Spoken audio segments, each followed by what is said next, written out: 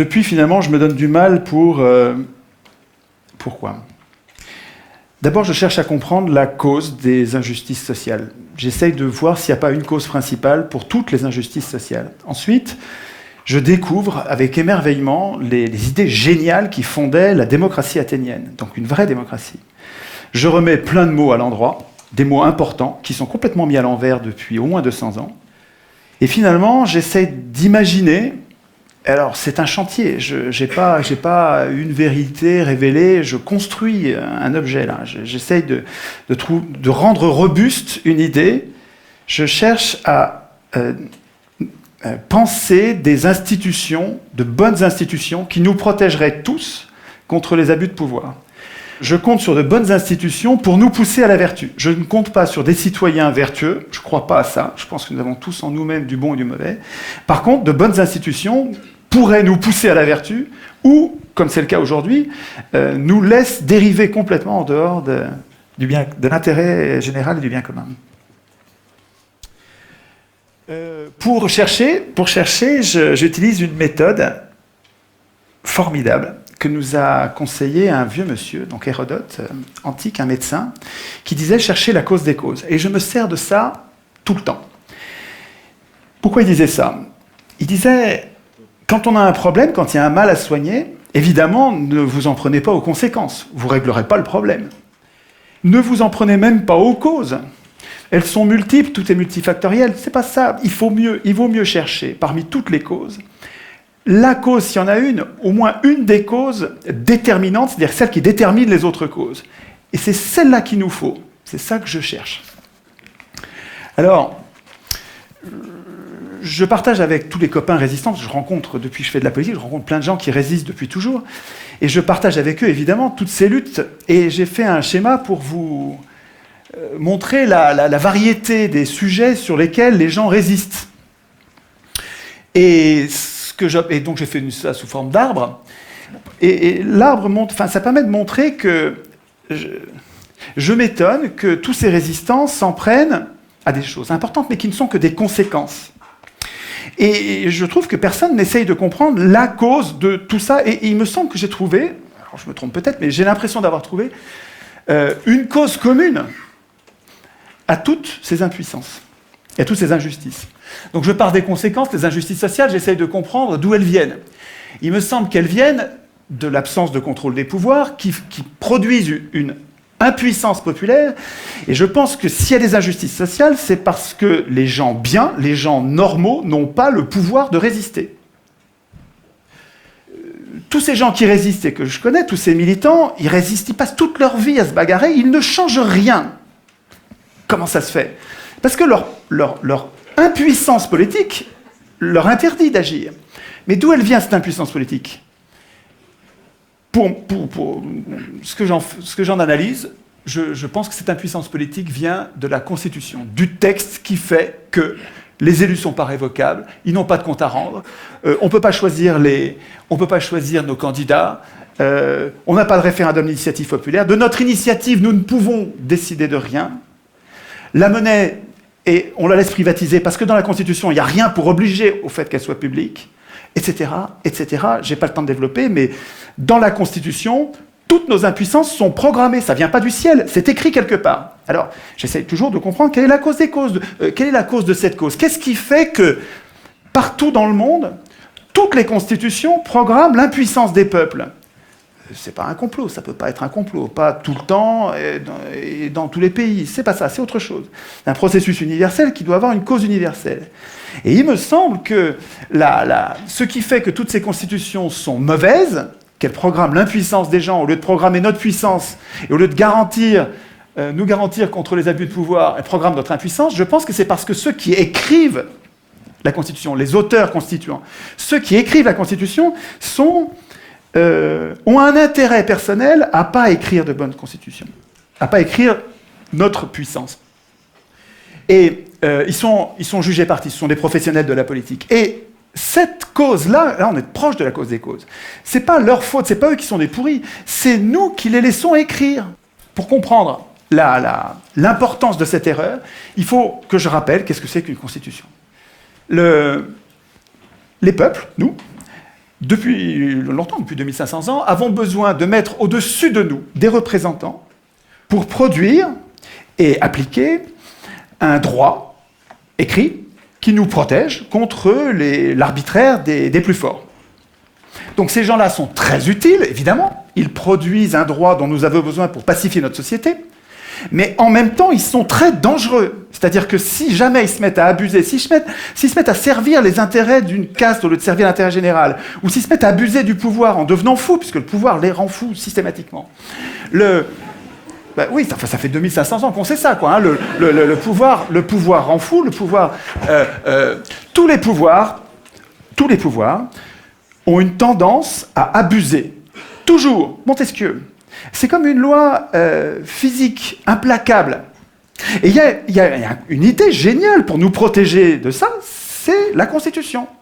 Alors la Constitution, qu'est-ce que c'est? C'est un texte qui est au-dessus des pouvoirs et qui ne sert pas du tout à organiser les pouvoirs. Les pouvoirs n'ont pas besoin de nous pour s'organiser, pas du tout. La Constitution, tous les citoyens devraient savoir ça. La Constitution, ça sert à affaiblir les pouvoirs. Ça sert à inquiéter les pouvoirs pour nous protéger, nous. Nous protéger, nous, contre les abus de pouvoir. Mais attendez, si les représentants doivent craindre la Constitution, il ne faut pas qu'ils l'écrivent eux-mêmes. Sinon, s'ils l'écrivent eux-mêmes, ils vont programmer leur puissance et notre impuissance. Enfin, un enfant comprend ça. Donc l'idée centrale, mais vraiment c'est une idée essentielle, c'est que c'est pas aux hommes au pouvoir d'écrire les règles du pouvoir, et c'est pas à eux, il faut pas attendre que ce soit eux qui renoncent à écrire le pouvoir, ils renoncera jamais, la solution elle viendra pas d'eux, elle viendra de nous, c'est à nous de leur interdire d'écrire les constitutions. Ça c'est vraiment l'idée, à mon avis, l'idée essentielle qui nous manque. Alors, dans la bagarre qui va opposer les gens normaux à ceux qui exercent le pouvoir en ce moment, il y a... Ah oui, c'est bien ça, le temps qui passe là. Oui. Il y a une inversion des mots. D'abord, je ne suis pas un citoyen. Un citoyen, c'est autonome. Ça vote, il vote lui-même ses lois. Moi, je suis un simple électeur. C'est-à-dire, je suis hétéronome. Je subis la loi écrite par quelqu'un d'autre. Nous appeler citoyens, c'est nous payer de mots. On se la pète, mais on n'est rien du tout. Qu'est-ce qu'on fait dans cette démocratie? Dans cette prétendue démocratie, qu'est-ce qu'on a comme droit? On a le droit de désigner des maîtres politiques qui vont tout décider à notre place pendant 5 ans. On les désigne parmi des gens qu'on n'a même pas choisis. En plus, c'est les plus riches qui les choisissent. Et dans le cas éventuel où ils nous trahissent au dernier degré, on n'a pas le moindre moyen de résister. Alors c'est vrai qu'on a la liberté d'expression, mais absolument sans aucune force contraignante. C'est-à-dire qu'on a le droit de blablater, si ça n'a pas d'effet, on a le droit.